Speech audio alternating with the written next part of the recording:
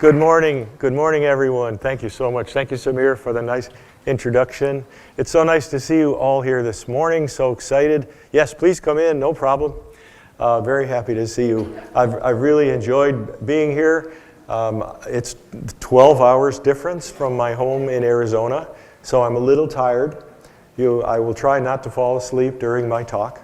I hope you won't fall asleep either. We'll do our best to keep you entertained.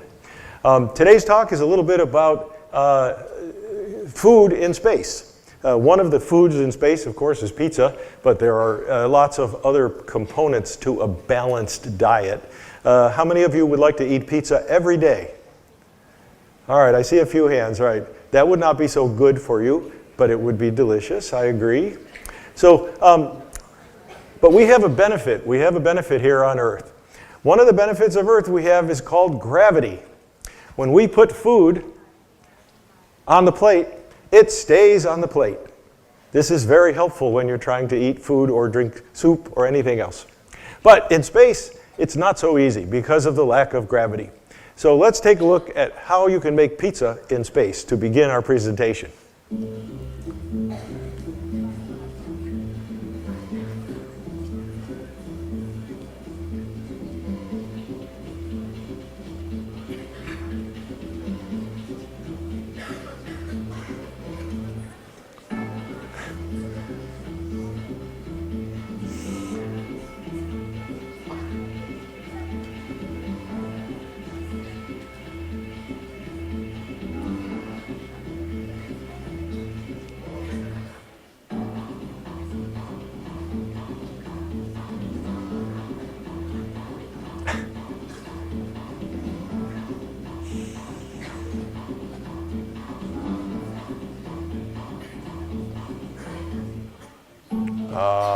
There we go.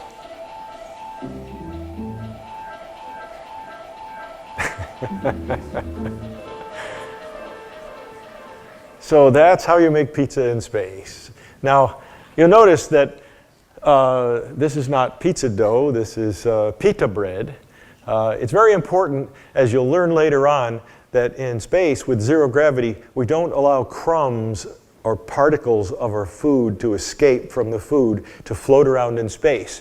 Because you could breathe those in, and there's no way that particles of bread would be good to place, to breathe into your lungs. So we have this kind of bread, pita bread, things like that, even the roti, chapati, that kind of thing, for making sure that no crumbs escape from the bread.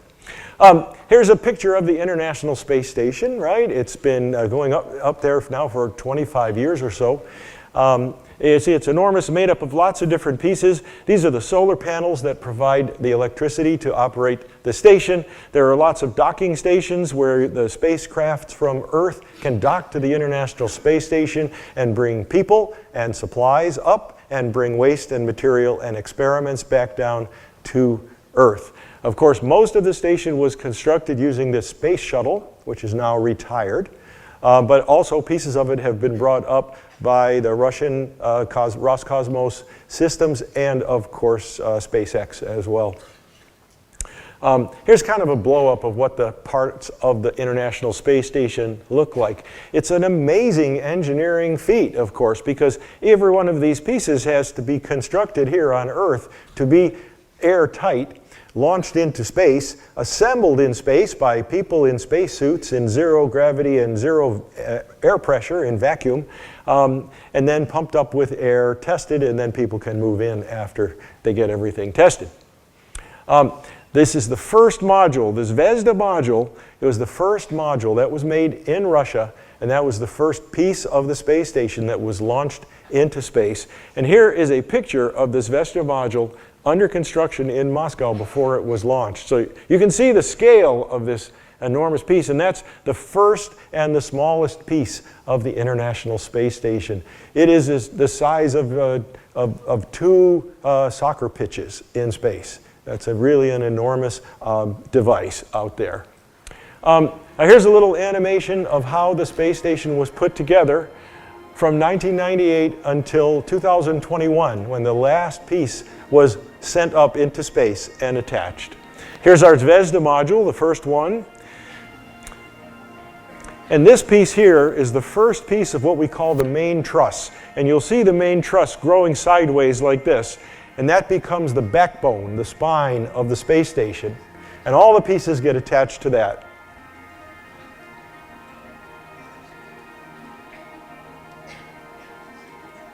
Here are some of the solar panels. And these devices here are heat radiators. It turns out that space, the vacuum of space, is a very good insulator. And so the heat actually builds up inside the space station, and it would get too hot in the space station for the astronauts to be safe. So the heat has to be radiated out into space by all of these radiators, and they keep moving them around the space station as it's getting constructed. So these are like air conditioning units that keep the station inside cool by radiating heat out into space.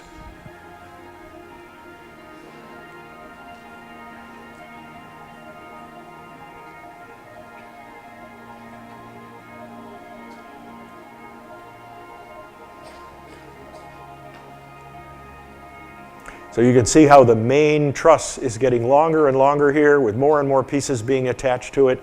And the solar panels are moving around during construction. It had to be planned so that the solar panels could be extended in one place, then retracted, moved around, and re-extended in another place as construction continued on the space station.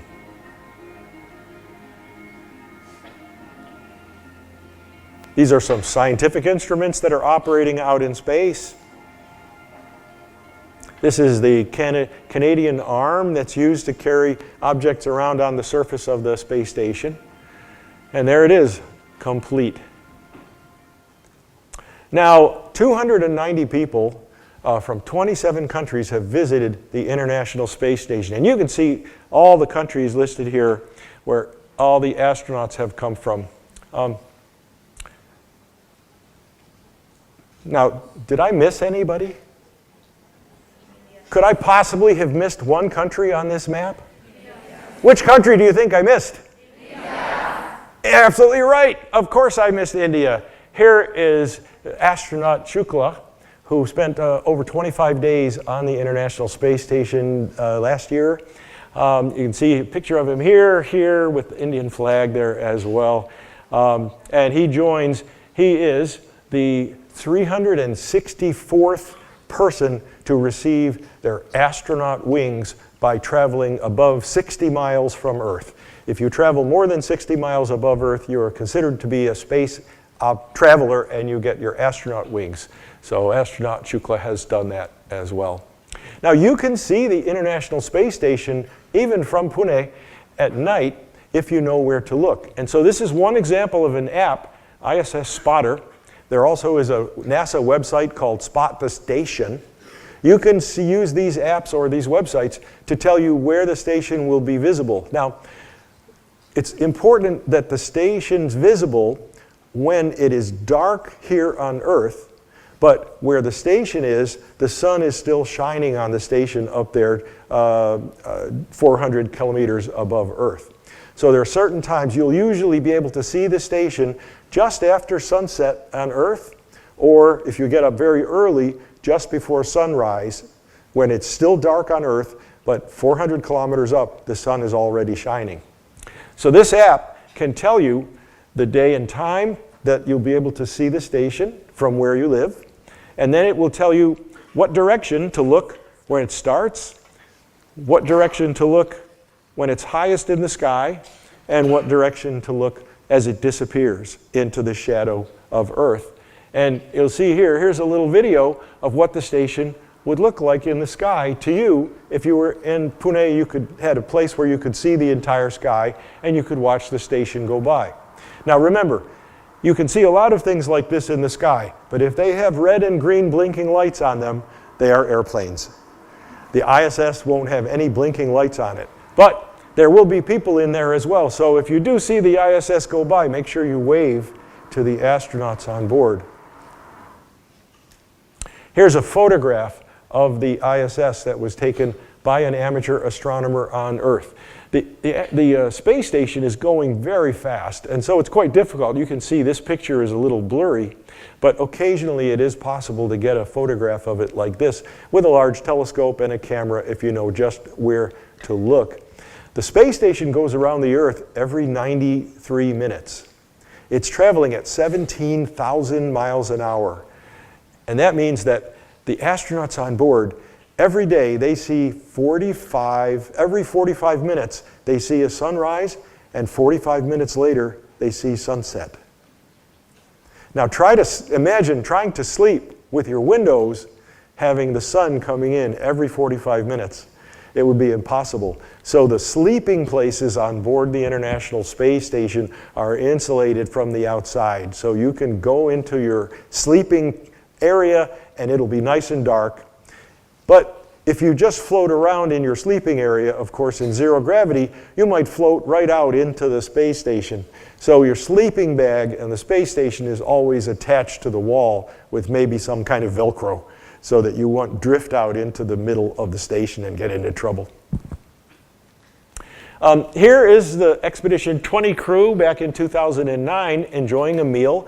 Many of the meals are eaten together. It's one opportunity for the astronauts to enjoy each other's company because during the workday, they spread out across the station to do scientific instrument work in different areas. There are scientific experiments going on in places all over the station. And so the astronauts who have trained on Earth to do these experiments will go to their station and operate what we call microgravity experiments. They might be seeing how blood flows in a special capillary tube, or they might be seeing how alloys of metal can be heated up and mixed together in microgravity to make a kind of a metal alloy that can't be made on Earth in a gravitational field. So there are many engineering and scientific and biological experiments that go on the International Space Station all the time.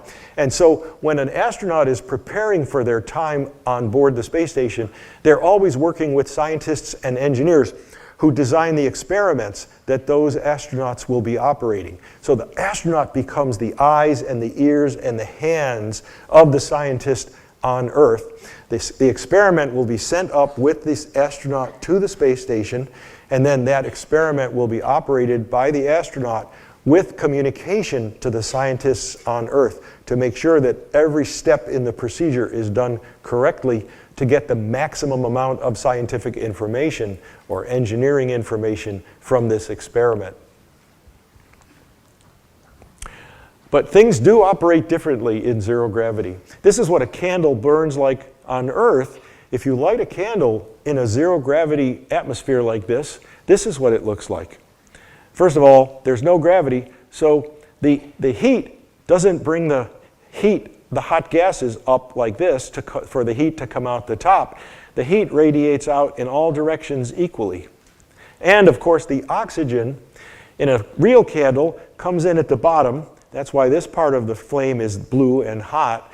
And then these are the unburned particles of carbon that are glowing that makes the candle give off some light. But in space, the oxygen has to diffuse inward from the atmosphere in all directions. And so there are no unburned particles of carbon to give off light. So a candle in space is not a good source of light. It's a good source of heat, but it's not a good source of light the way it is on Earth. One of those items that we discovered only after lighting a candle in space for the first time and seeing how different it looked than it does on Earth. Lots of unexpected things in zero gravity.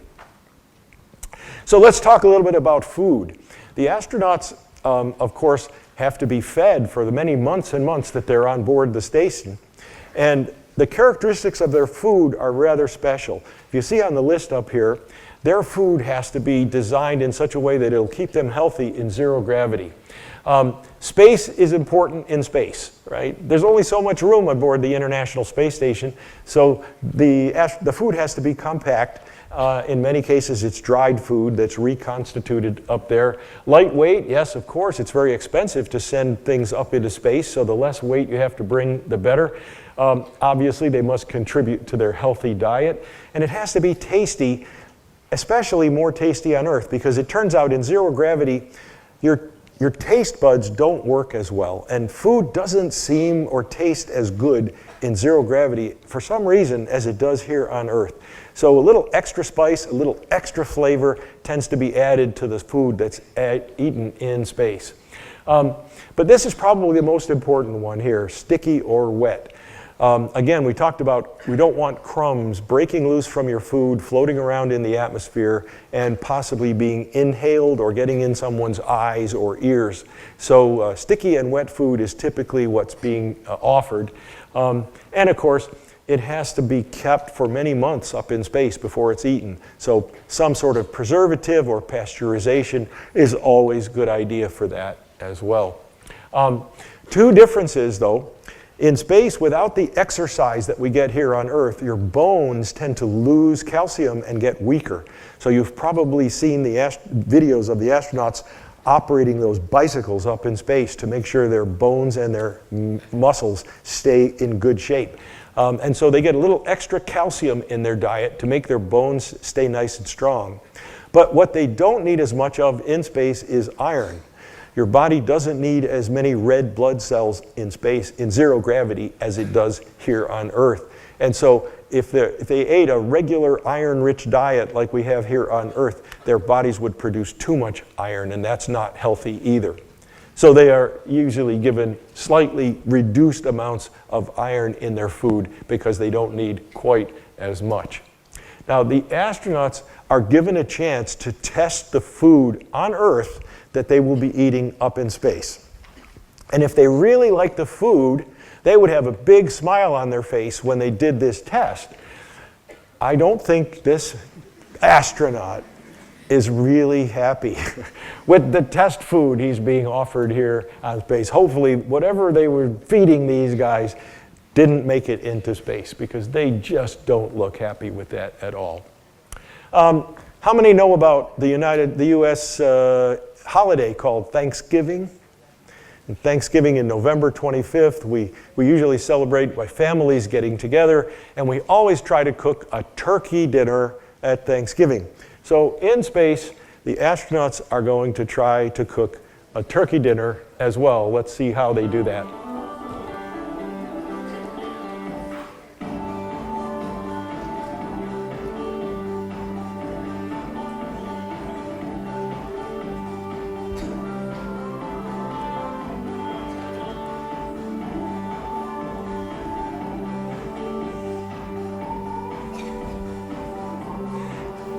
These metal cases that you see, they are heating units to keep things warm that you need warm.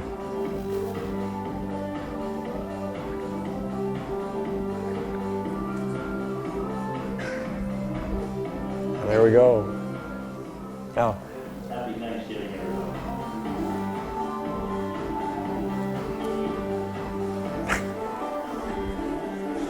so they try to have fun in space as well. It's, many months go by and you really enjoy it.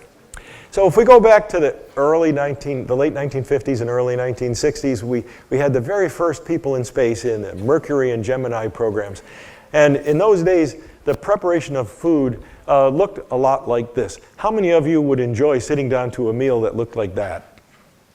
I don't see a lot of hands. I totally understand. All right, freeze-dried cheese, freeze-dried bread, food in tubes. This is the best we could do for the Mercury and Gemini astronauts back in the 50s and 60s. Things got a little better on the Apollo program, where we actually went in orbit around Earth and finally went to the moon 6 times in the Apollo program up to 1972. Still, it's freeze-dried food, and typically it had to be eaten cold. The Apollo capsules did not have water heaters on them, so they were rehydrating their food with cold water. Not very delicious. But anyway, do we have a few people who would like to sit down to this meal? No hands at all. Well, up on the International Space Station, as you mentioned here, we've got pita bread, some delicious food. Would that look good for your breakfast? I see a few people nodding their heads. That would be a little more delicious. Absolutely. Now, how do we get the food there? It has to be launched from Earth, of course. And right now, it's being brought up both by the Russian Soyuz spaceships and by the SpaceX Dragon capsules as well. So the Dragon capsule, of course, approaches the station. It's captured by the arm here and then brought close to the docking port and then eventually docks with the station. Here's the docking process right there. We're capturing it with the Canada arm, operated from inside the space station through a window. And after docking is complete here,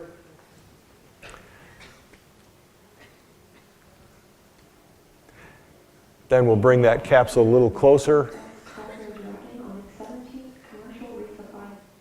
We'll bring the capsule a little closer, and eventually it will dock.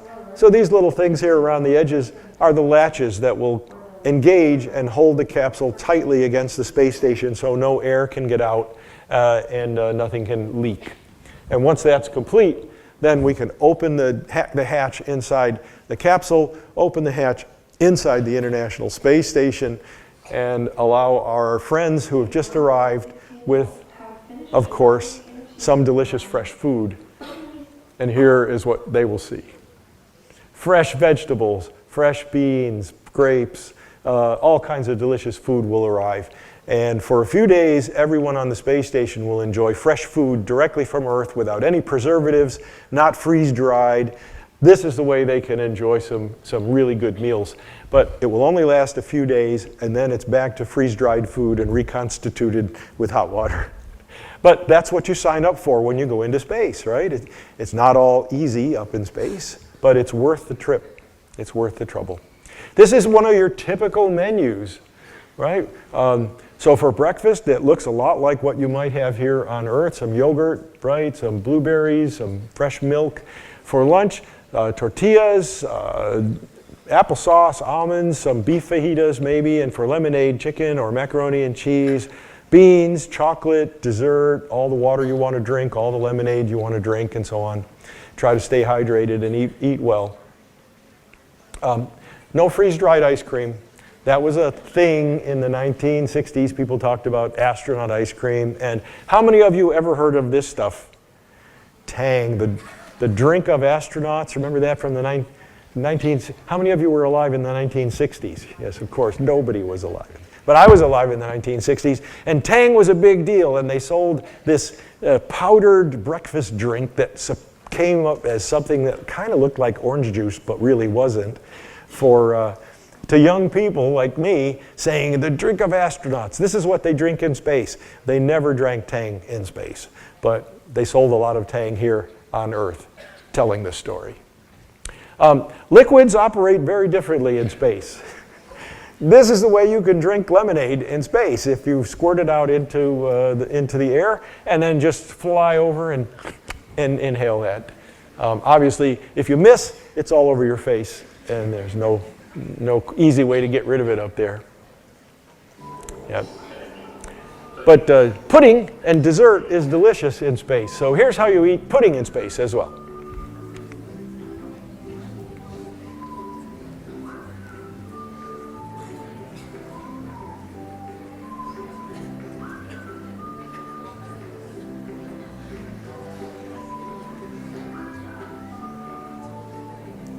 Uh-oh.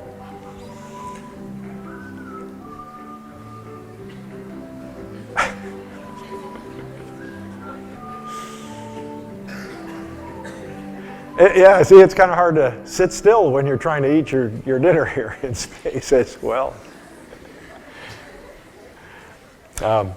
Yeah, try to imagine you're sitting in a restaurant and suddenly you just float up out of your chair. So during the lifetime of the International Space Station, people started to wonder, could we just grow some food in space to avoid having to bring it up into space on the spaceships at a great expense? So indeed, there were lots of experiments done, and eventually there were experiments done where they were growing plants, and this is wheat plants in space. Some of this material was then taken down to Earth to make sure that it was growing properly, and it seemed to be growing well. And so currently, they are actually growing different kinds of lettuce in space, fresh lettuce. They cut that off with scissors and add that to their daily meals to have a little fresh produce during their meals. We did have, I lied, Apollo 7 did have freeze-dried ice cream. That was the only mission to ever have that. And the astronauts said, never again. And the early Russian astronauts, everything that they ate was in tubes. Has anyone heard of borscht, Russian beet soup? So these are tubes of borscht. Russians love borscht. And unfortunately, all of their food in the early Russian space program was in these tubes and cold, and I can't imagine putting up with it, but they did as to get into space. So here's a little peanut butter and jelly. I'm going to show you how to make a peanut butter and jelly sandwich for the International Space Station. Does anyone here like peanut butter and jelly sandwiches? Everything before the round if you don't manage it. So we have some tape to stick things on our table here, as well as a bunch of drop crust. All right, so the first thing we need for our sandwich is a piece of bread. Well, up here we don't have bread like we do on Earth, but we have tortillas. So we use tortillas a lot for sandwiches. So that's what I'm going to use for my peanut butter and jelly. I'm going to stick that down on some tape here so it doesn't go floating away while I'm getting everything else ready. So I'll get my peanut butter out, and even the lids on the peanut butter have a piece of Velcro on it so they don't go floating away. If I let it go, it'll kind of just float there for a little while, and then eventually the air conditioning system here will take it away somewhere else. So I don't want to lose it, so I'm going to stick it on the table. I'll scoop out some peanut butter for my sandwich. I got to stick this somewhere, otherwise it gets good floating away too. Just for now, for just a few seconds like this, I can just leave it and let it float. Wouldn't that be fun? Around my sandwich, and the tortilla, and then I get my jelly ready. So a lot of things you got to think about and manage while you're eating up here. And you just spread the jelly on the sandwich.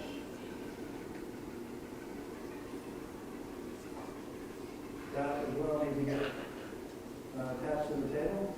So there's my peanut butter and jelly tortilla for sandwich. Once here, I'll just close it up and enjoy it. See if you guys can enjoy it as it's coming to you. I see some people like getting hungry. I don't blame you. That would be fun. So we have some adults here. How many of you adults like coffee as well as tea? Got a few. Great. Well, for a long time there was no coffee aboard the International Space Station, but this company came up with an espresso maker that they call the ISS Espresso. Pretty good name for making espresso coffee in space aboard the ISS. And it's easy to make coffee in space, but it turns out it's really hard to drink coffee in space. And here's a little bit of why.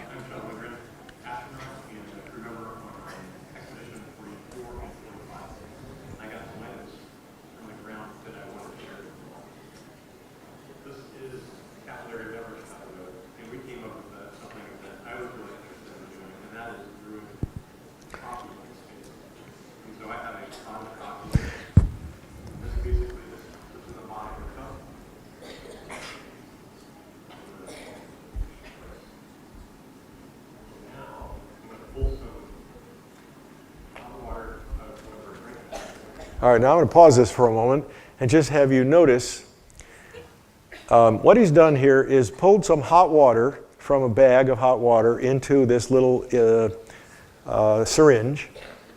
But notice there are air bubbles in the syringe.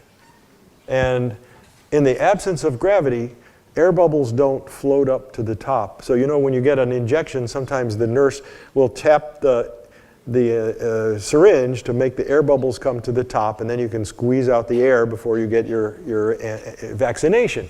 That never happens in space. So watch what Kjell Lindgren does to eliminate the bubbles from the air, from the water, before he uses it to make his coffee. Those of you who like physics might understand this. You can see what he's going to do. So again, the air bubbles are still there. That's a problem. We don't want those in the coffee. So look what he does.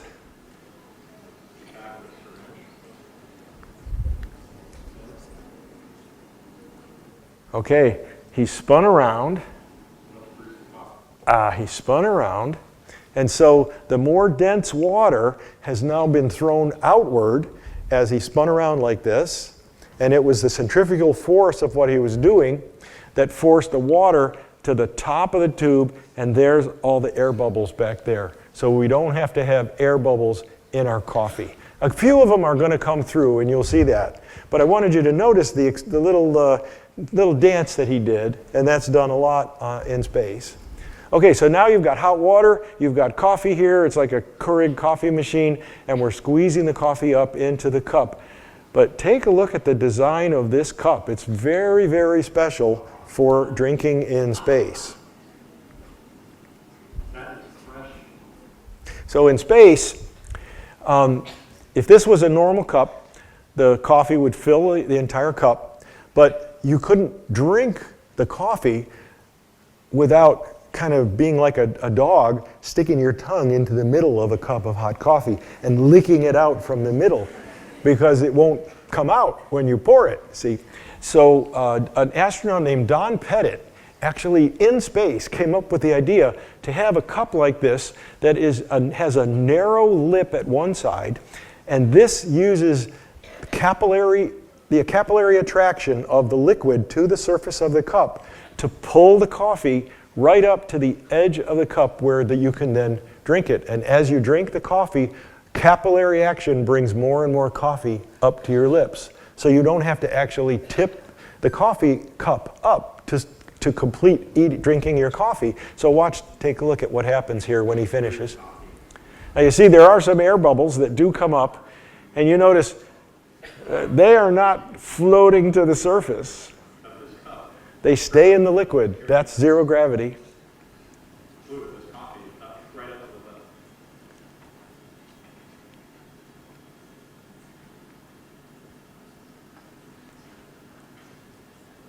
And that is the perfect space cup for drinking liquids in space, especially a nice cup of hot coffee.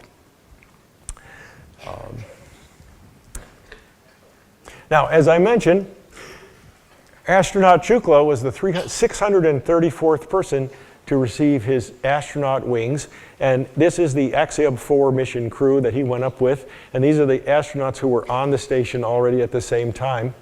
Now, when he arrived there, the astronauts on board wanted to kind of give him a special welcome as the first Indian astronaut. And so they prepared a special meal for him. And here's a picture of the meal that was waiting for him on the International Space Station.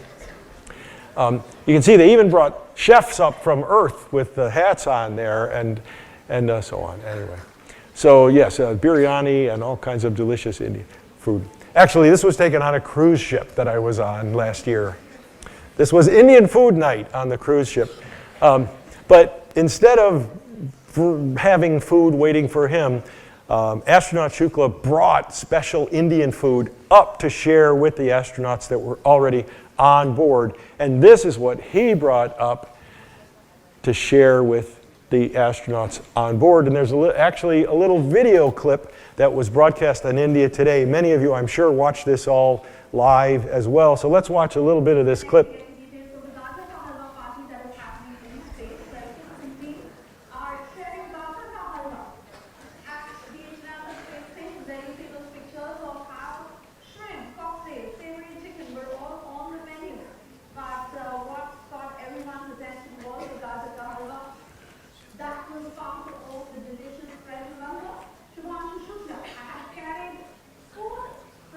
Notice, oh, go on.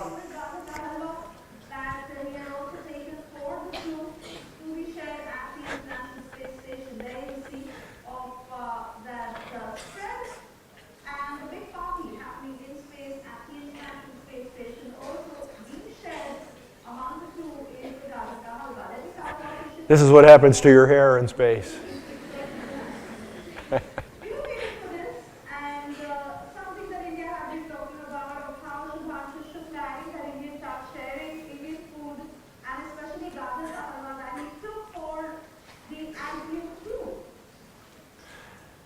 Well, so that is a little bit of an overview. You can see that being in space is exciting, but of course, the basics still apply. You need to be able to exercise, you need to be able to sleep, and most importantly, since a full stomach makes a person happy, you need to be able to eat good and healthy food. Keep yourself healthy for when you come back to Earth. So with that, I will say thank you, and we can possibly answer some questions. So thank you very much. You've been a great audience.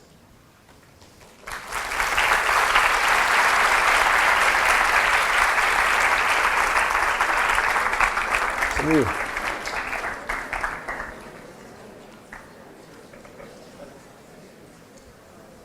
So that was definitely made us hungry for information. Me too. So if you have any queries, any curiosities about space, about astronauts, about the food, please raise your hands. We will come to you with the microphone. Take your time to think. We have quite a bit of time. Please keep the questions relevant. Don't ask about black holes here. So, it is like a question. How do you wash dishes in space? Oh, that's a good question. Yes, it's quite difficult. There's no way to fill up a bowl with hot water and soap and wash dishes. So all the cleaning in space is done with, I guess, what you would call wet wipes, sort of towels that are wetted with some kind of soapy liquid. You wash your body with those, you wash your hair with those, and you don't want to let water drift off into space because it will end up being pulled into the air conditioning units. So to wash the dishes in space, you would either not use a dish at all by having all your food on a pita bread or some kind of bread like that, and you would eat the dish, no dishes to wash. Or if you were actually going to use something, a dish, you might eat off of a piece of aluminum foil that you could then reuse. Just wipe it off, put it away, and use it again. So there's no need for, they try to minimize the need for plates, silverware, forks, and things like that that would need to be washed for that reason. Plus, it's difficult to wash things, so you wouldn't want germs to grow on the utensils in between meals where you might get sick using it for your next meal. So the best dish is no dish at all. The best dish is the one you eat as part of your meal. So it's like going back to what our forefathers did. They would eat from bhakri and just stick it in a cloth to the farm. Sir, how was the astronaut able to drink coffee by applying the mouth to the cup, as you said that we cannot drink that when in space? Can you help? How did the astronaut use the cup to drink the coffee? How did it suck it in? Okay. So that particular cup design, let me back up to this slide here.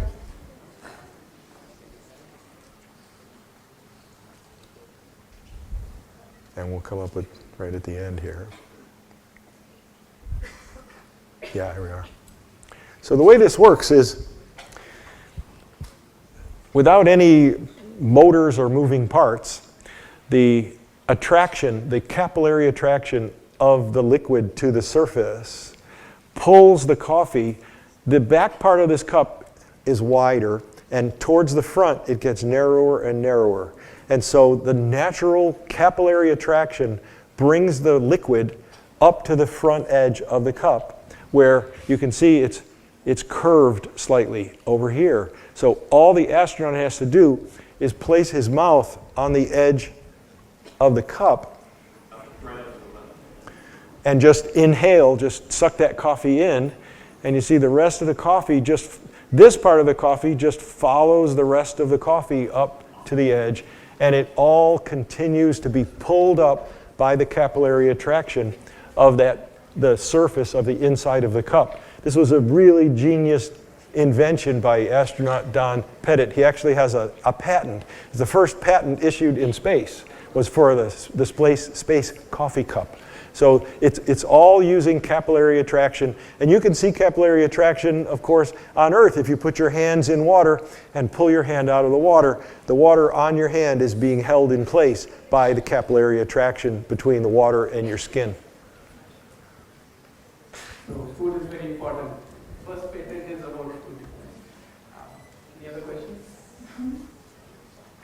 Hello, good morning. So I have a question that you take food from Earth to the space with the help of a grabbing capsule. So I can understand about some preservations like we use achars, we use vinegar and all. But how can you do it with the veggies? Like it gets spoiled within maximum in a week. So how come You they are can spoiled? pickle stuff and take to the other thing, but what do they do with the fresh veggies? Do they last? The fresh food in space will last just as long as it lasts on Earth. So the astronauts can probably enjoy the fresh vegetables and food that comes up in the spaceship for maybe 3, 4, 5 days, and they want to consume that all before there's any decay or before the food goes bad. So it is a short period of time, just a few days, where they can enjoy the fresh food that just came up from Earth. But those, I think, are the best days as far as meal times go, because now you have actual fresh vegetables. You can imagine green peppers or carrots or cucumbers crunching in your mouth. What a fantastic taste feeling that would be when, until now, everything you've eaten has come out of a tube or had hot water applied to it. So those are really enjoyable days for the astronauts, and they relish those days when they can enjoy that fresh food. But it has to be eaten fairly quickly to make sure it doesn't go bad. How do astronauts write in space? Please speak louder. How do astronauts write in space? Means, are there special design pens which are used in space for writing? Writing? Yes. Other. He's asking about how do they write in space, in case you know. Well, okay, there are two ways to write notes in space. One way is to use a pencil, no problem there. And the other way is to use a pen that has a pressurized ink capsule in it that will keep the ink flowing out the front of the pen, even though there's no gravity to pull it down.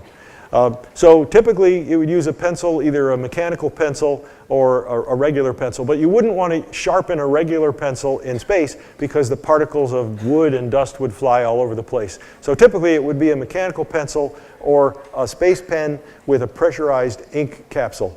You want to make sure that no particles are generated. Even a mechanical pencil, if you break off the end of the mechanical pencil lead by mistake and it starts to float around and enters your eye or your ear, you've got a medical problem. So everything has to be planned so that there's no chance of any of that kind of injury happening to the astronauts. So can you give us one example for what experiments astronauts do in space? To help me out, yeah. He wants to know any examples of experiments that astronauts might be doing in space. Okay. Yes, we have biological experiments going on in space. They're actually looking at red blood cells and seeing how they act in space. We're looking at trying to grow cancerous cells in space to apply medical treatments to them. We are trying to grow food in space. And we're also working very hard to make engineering experiments in space, especially to heat up and blend various metals in order to make alloy compositions in zero gravity that cannot be made here on Earth. On Earth, if you try to mix different metals, molten metals, to make an alloy, gravity will sometimes force them to separate, with the lighter one going up and the heavier one going down. And it's a race to cool that fast enough to prevent this separation of metals in the alloy from happening. But in space, no gravity, so you can mix those two molten metals in space and then simply allow them to cool over time, and you can get an alloy mixture that can't be created in a gravity field like we have here on Earth. So there are many opportunities for engineering and physics experiments in zero gravity. Those are just a couple of examples.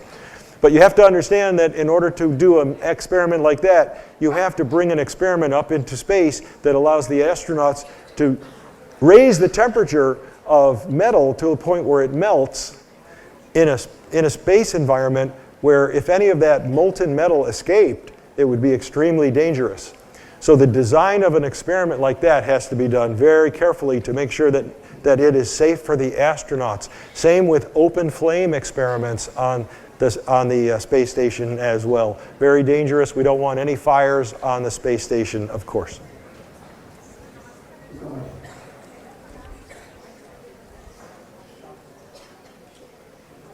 Hello, good morning. My question was, have you ever been to ISS and experienced the things you have experienced? You'll help, right? I can't. Yeah. Have you been to the ISS? Oh, goodness. I'm hoping someday to be invited, but no, I have not been to the ISS. I might be over the age limit, but I would go in a minute if I was invited, yes. If you were invited there, how would you feel about it? I think let's go to the next question. These are just Good morning, sir. Good morning. How biological processes affected by the zero gravity state? For example, peristalsis, for example, or digestion. Like we ingest our food, but like what other biological processes are affected by zero gravity in space, and how do you overcome it?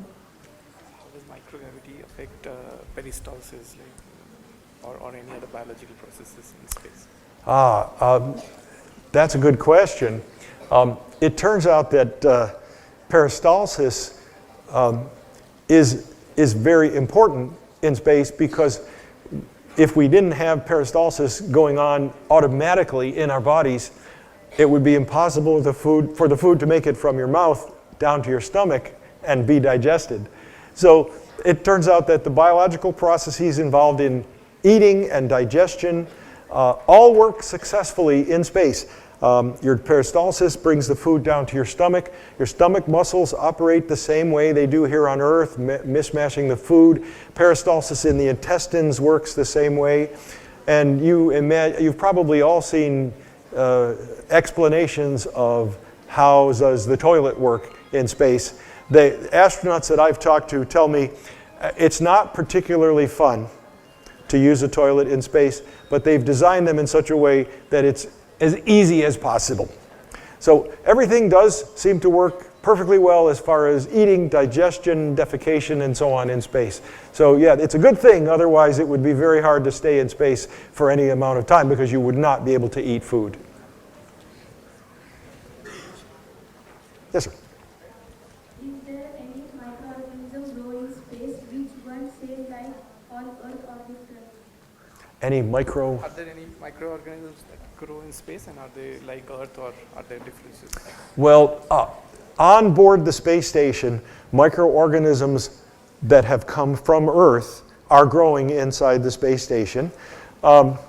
Sometimes those are good ones, and sometimes they are bad ones, like mold and things on the walls. And so the space station humidity is kept very low to make sure that we don't have fungus and mold growing on the walls of the space station. Remember, people have been living up there for 20 years, and there's no cleaning crew that comes to wash everything down. So it can be a bit smelly, and you want it to be biologically safe. But in space itself, outside the space station, there are no new organisms that live in space. There are some Earth organisms that can survive on the surface of the space station in a vacuum for many years, and then when they are brought back to Earth, they are still alive. These are called tardigrades, and some bacteria as well. So there are organisms on Earth that can survive being in space, being in a vacuum, being hit by very strong sunlight, being super cold, then super hot. Amazingly, some microorganisms can survive that and be brought back to Earth and still be alive. But those are all earthly organisms. There's no new surprise organism in space that we didn't know about. My question is, what ingredients you use to make coffee space? repeat the What ingredients you use to make coffee space? ingredients are same.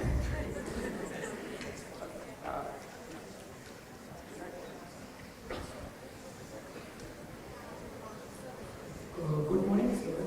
I have a question that does the food grown in the space station is a kind of food which we send to space station? Is the food in space taste or food on Earth tastier than space station? Well, it turns out that when you go up into zero gravity, your taste buds don't work as well in space, in zero gravity, as they do on Earth. So the same food that tastes delicious on Earth would taste very bland and plain in space.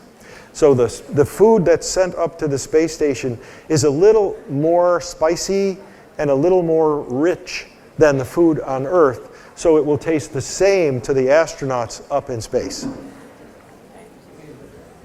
Last question. So we are able to take humans till 2047 to the astronauts and the pre-astronauts. So how the training will be done to the humans who have just seen the videos like this? Sorry. We are aiming to take simple humans like us to with the 3 astronauts in the ISS. So how the training will be done to the humans who have just seen the videos like us? No, there will be no simple humans going there. There will be all trained astronauts doing. How long the training will be done? How long do astronauts train to, be adapted to the space station environment? They will train more than 1 year, and they will also be required to, if you are a Western astronaut, you'll be required to learn Russian, reading and speaking Russian, and if you are a Russian astronaut, you'll be required to learn English, reading and speaking English. So that in case of an emergency, everyone on the station can speak a common language, read the instructions for emergencies, and operate together. There have been situations in space where fires occurred on the early Russian space stations, and it was very dangerous. There was an American on the Russian space station, Soyuz, I forget what it was called, where a fire broke out and everyone had to cooperate. So when you are selected to go to the ISS, you go to Moscow and you train and you learn how to speak and read Russian. So in case you study Russian in school now, that's a good advance. But yes, many years and years of experience. It takes a long time to train to go onto the ISS for that reason. Thank you so much. Yeah, I know there are many questions. It's a very exciting topic, but there's also the time factor. So we will have to finish it. And I thank Headlines for bringing this topic to us in a very lucid manner, and also ending with this lovely picture which shows this large country, large region that we live in, okay, but without the boundaries. So from space, as you can see, there are no boundaries. It's just human beings who are making all these boundaries. So called some people simple humans. I think all humans are unique and exceptional. It's just that you have to train hard, something that you are already doing in school with the great efforts from your teachers. So please value that and train hard to take up any career that you want, but make sure that you give your best to all that. And if you will permit me, let me take a selfie with all of you there. Everybody say hi. Oh, that's great. There we go. Thank you. Thank you.